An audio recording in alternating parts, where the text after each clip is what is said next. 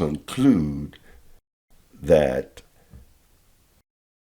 the problems that exist worldwide in Rome is for violating a principle. They prohibited the priest to marry. The celibacy is a doctrine of demons. When you see a church that begins to prohibit, that is the beginning of a doctrine of demons and the beginning of the great problems. Do not prive anybody, even your children. Don't prohibit them of anything. Speak to them, because prohibition is the beginning of disobedience. We have to be careful as to how we express ourselves, how we express our desires amongst family members or among our business and employees in all relationships.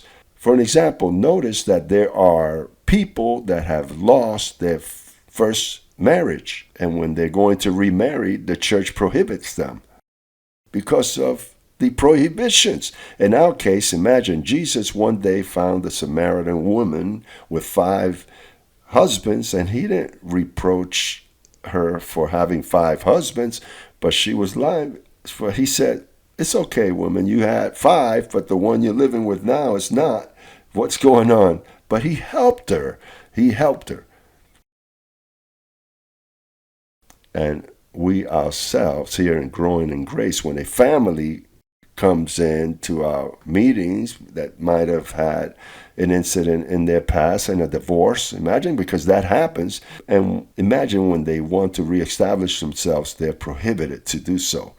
Well, Paul said it would be good for you to be as I am, but if you don't have the gift, you're going to be burning yourself. You're going to be causing harm.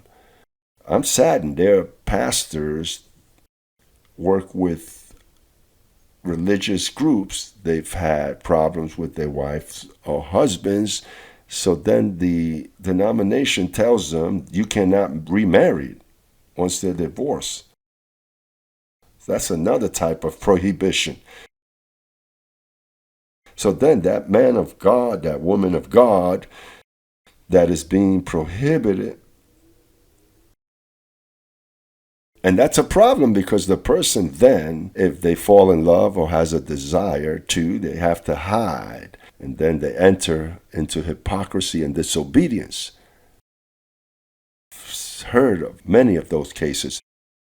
So here in Miami, sometimes I turn on the radio and I hear people that call say, "Oh, that I had a problem with my husband and we've separated." And the pastor says, "But your husband is still alive?" And they said, yes, he left with another woman. Well, you can't be married because you commit adultery.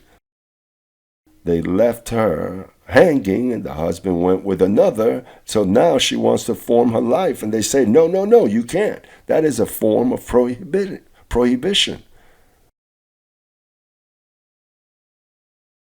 And it's that they misinterpret the Bible, because the Bible says that man should be the husband of one woman. Well, certainly, if he's separated from one and he remarries, the husband of one woman. They interpret that one woman only is one in a lifetime,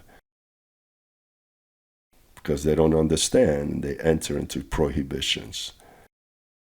So therefore, it is prohibited to prohibit. Do not prohibit, because it can be worse. So we conclude that the doctrines of demons are born of the commandments of Moses himself, of the commandments that God himself exposed. From there, once after the cross, when you begin to prohibit, that's what we call doctrine of demon.